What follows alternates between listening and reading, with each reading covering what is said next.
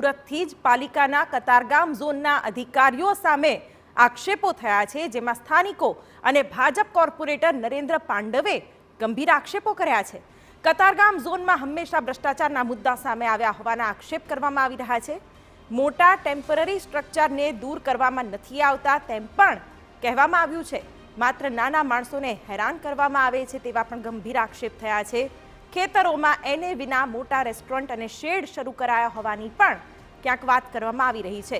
તમામ ગેરકાયદેસર હોવા છતાં પણ પગલાં નથી લેવાતા, માત્ર દેખાવ પૂરતી કામગીરીના પણ આક્ષેપ થઈ રહ્યા છે।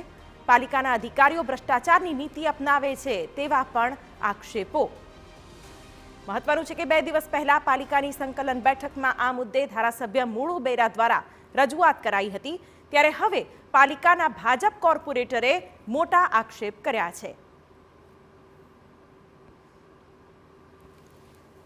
પાલિકાના કર્મચારીઓ અધિકારીઓ એ ટાઈપના થઈ ગયા છે અને નકટા થઈ ગયા છે, જાડી ચામડીના થઈ ગયા છે કે જનપ્રતિનિધિઓ કોર્પોરેટરોનું માનતા નથી। ઓનલાઈન આપણે જે અરજીઓ કરીએ છીએ, ઓનલાઈન અરજીઓની પણ કોઈ અપડેટ આપતા નથી અને કામ કોઈ પણ થતું નથી। જ્યાં સુધી ફૂલ પ્રેશર ના આવે ત્યાં સુધી આ લોકો કામ કરવા માટે તૈયાર જ નથી થતા।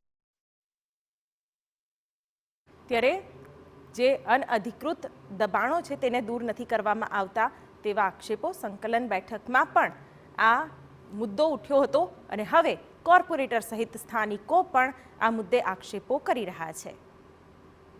સુરત મહાનગરપાલિકા સામે ધારાસભ્ય ત્યારબાદ કોર્પોરેટરો પણ આક્ષેપ કરી રહ્યા છે કે અધિકારીઓની મિલીભગતના કારણે સ્થાનિક લોકોએ પરેશાનીનો સામનો કરવો પડી રહ્યો છે। થોડા દિવસ અગાઉ ભાજપના ધારાસભ્ય અને પૂર્વ મંત્રી વિનુભાઈ મોરડિયાએ જે રીતે પાલિકા સામે જે સવાલો ઊભા કર્યા હતા, ત્યારે હવે ભાજપના જે કોર્પોરેટર છે તેમને પણ પાલિકા સામે સવાલો ઊભા કર્યા છે, તો તેમની સાથે સીધી વાત કરીશું। નરેન્દ્રભાઈ પાંડવ છે જે ભાજપના કોર્પોરેટર છે અને લાઇટ સમિતિના ચેરમેન પણ છે। નરેન્દ્રભાઈ, શું રજૂઆતો છે? કેમ પાલિકા સામે આક્ષેપો, અધિકારીઓ સામે કઈ રીતે ગેરરીતિ કરી રહ્યા છે લોકો? ગઈકાલે મારી લાઇટ એન્ડ ફાયરના વાઇસ ચેરમેન તરીકે મારી ફરજ આવતી હતી, ત્યારે મેં સુરત શહેરમાં જે લાઇટો બંધ હોય છે તો શું પ્રજા ફરિયાદ કરે, કોર્પોરેટર ફરિયાદ કરે પછી લાઇટ ચાલુ કરવાની? એટલે મેં તમામ અધિકારીને, તમામ ઝોનલ અધિકારીને કીધું છે એક બી લાઇટ બંધ હશે તો જે જવાબદારી કોન્ટ્રાક્ટરની આવશે અને અધિકારીની આવશે। જે કાંઈ લાઇટ બંધ હશે તેનો દંડ વસૂલો અને એની દરેક સુરતમાં મેં એ કીધું છે। ત્યાર પછી આવે છે શેડ બાબતનું, તો વારંવાર શેડ બાબતનું આવે છે તો શું અધિકારી જે છે રેસિડન્ટ વિસ્તારમાં જે કેટલો ત્રાસ છે, તો જે શેર બની રહ્યા છે તો ગમે ત્યારે જાય તો 3 થી 4 જણાને સીલ મારે। કાં મારવા તો બધાને સીલ મારો, કાં કોઈને સીલ નહીં મારો, બરાબર? હવે બાકી રહે છે વેડ રોડ ઉપર 4 એપાર્ટમેન્ટ છે, પ્લાન પાસ એને છે, એને રિવ્યૂ ખાલી કરવાનું બાકી છે। તો આજે મારી પ્રજાને ત્યાં પાણીના કનેક્શન કાપી નાખ્યા છે, ડેનેજ છે, તો શું આજે ગેરકાયદેસર હોટલો રિઝર્વેશનમાં ચાલે છે? સુરત મહાનગરપાલિકામાં બાંધકામ થાય છે તો અધિકારીને દેખાતું નથી? આજે જે પ્લાન પાસ એને કરે છે એને જ ભોગ બનવાનો છે?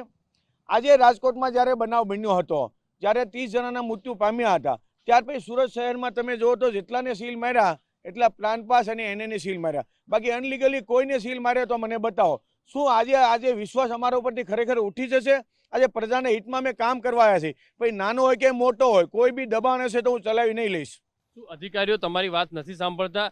આજે ગેરકાયદેસર તમે ડોમની વાત કરી છે, જે સીલ મારવાની વાત છે, તો શું જે તે સમય બને છે ત્યારે અધિકારીઓને આ બાબતે ખ્યાલ નથી હોતો? આજે તમને ખબર તો મેં 3 મહિના પહેલા અરજી કરી છે, 60 ગેરકાયદેસર બાબતમાં એક ભાઈની ફરિયાદ હતી અને મેં કમિશનર સાહેબને રજૂઆત કરી, એમાં 8 થી 10 જણાના ડિમોલેશન કર્યા। એની રજૂઆત આજે લગભગ બધા બાંધકામ થઈ ગયા છે અને હું ફરીથી હમણાં 2 થી 3 દિવસમાં એ જ અરજી કમિશનરશ્રીને સોંપવાનો છું। એમાં વિજિલન્સ બી સાથે છે, કારણ કે જો આપણે કમિશનર અને વિજિલન્સને શું જોવાનું હોય કે ગેરકાયદેસર ના થાય? આજે તો સરકારી જમીનમાં બાંધકામ થાય છે તો શું કોર્પોરેટર કે પછી તમારે ડિમોલેશન કરવા જવાનું? એટલે હું અધિકારીનો નમ્ર વિનંતી કરું છું, ઓફિસની બહાર નીકળો। આપ જોઈ શકો છો આ લાઇટો બંધ હોય, દબાણો થયા હોય, એ બધી અધિકારીની જવાબદારી આવે છે, નથી કોઈ કોર્પોરેટરની જવાબદારી આવતા। અને અમારી પ્રજા, મને આનંદ છે કતારગામ વોર્ડ નંબર 7માં આજે મારી પ્રજા પૂરેપૂરો સપોર્ટ આપે છે। આપ એક દાખલો આપો તો વેર ગુરુકુલની દિવાલ છે 10 ફૂટ બહાર હતી, તો જેથી એસએમસી અધિકારીએ સ્વામીજીને વાત કરી એટલે સ્વામીજીએ મને બોલ્યા, નરેન્દ્રભાઈ આ દિવાલ છે અમે સ્વેચ્છાએ અંદર લઈ લઈ, આપ સુરત શહેરના જો વિકાસમાં આવતા હો તો અમારે તમને સહકાર આપવાની જરૂર છે। આજે સ્વામીજીએ અમને દિવાલ કરી દીધી 10 ફૂટ, પણ આગળનું કામ નથી થતું। આજે ખરાબ અમને એટલું લાગે છે કે જે પ્રજા અમને હિતનું કામ કરે છે તો હિત બધાનું જવરાવવું પડે અને બધાનું થવું પડે. અધિકારીઓ પૈસા લેતા હોય શું આપનો આક્ષેપ છે? આ ખુલ્લે આમ અમારા કોર્પોરેટરના નામે પૈસા લઈ રહ્યા છે, પણ મારી પાસે પ્રૂફ આવે એની રાહ જોઈને બેઠો છું. એક પ્રૂફ આવી ગયું છે, પછી પુરવાર થયું નથી. શું કામ ભાઈ અમે કોર્પોરેટરને બદનામ કરે છે? ગેરકાયદેસર બાંધકામ જે કરતા હોય, આજે ગેરકાયદેસરનો પ્રશ્ન આવે છે પાર્કિંગનો. તમે જ્યારે ગેરકાયદેસર હાથમાં બાંધકામ ચાલુ છે તો પાર્કિંગ કામ મૂકે છે? રોડ ઉપર મૂકે. ક્રેન્ક વાર આવે, ક્રેન્ક વાળા લઈ જાય છે, બરાબર? તો નુકસાન તો પ્રજાને જ છે. એસીબીમાં તમે ફરિયાદ કરવાની વાત હતી, અગાઉ પણ વાત કરી હતી, હજુ સુધી ફરિયાદ કેમ નથી કરી? અધિકારીઓ જો ભ્રષ્ટાચાર કરતા હોય તો એસીબીમાં ફરિયાદ તમારે કોર્પોરેટર તરીકે કરવી જોઈએ. મારી માનવતા છે, હું અધિકારીને માન આપું છું. એકવાર અધિકારીને સાહેબ કહું છું, 2 વાર સાહેબ કહું છું, પછી ત્રીજી વાર નહીં થાય તો મારે છેલ્લે એસીબીનો સહકાર લેવો પડશે. જે રીતે આ હતા કોર્પોરેટર, તેમણે કહ્યું છે કે ગેરકાયદેસર જે બાંધકામો થઈ રહ્યા છે અને જે ડોમો બનાવ્યા છે રેસિડેન્ટ વિસ્તારની અંદર, તેના કારણે અનેક લોકોને મુશ્કેલીઓનો સામનો કરવો પડી રહ્યો છે. અનેકવાર રજૂઆત કરવા છતાં પણ કોઈ કામગીરીની અંદર ફેરફાર નથી જોવા મળતો. ત્યારે જોવાનું રહ્યું કે મહાનગરપાલિકા સામે જે આક્ષેપો જે થઈ રહ્યા છે તેને લઈને હવે પાલિકા કમિશનર તરફથી કઈ રીતે એક્શન લેવામાં આવશે.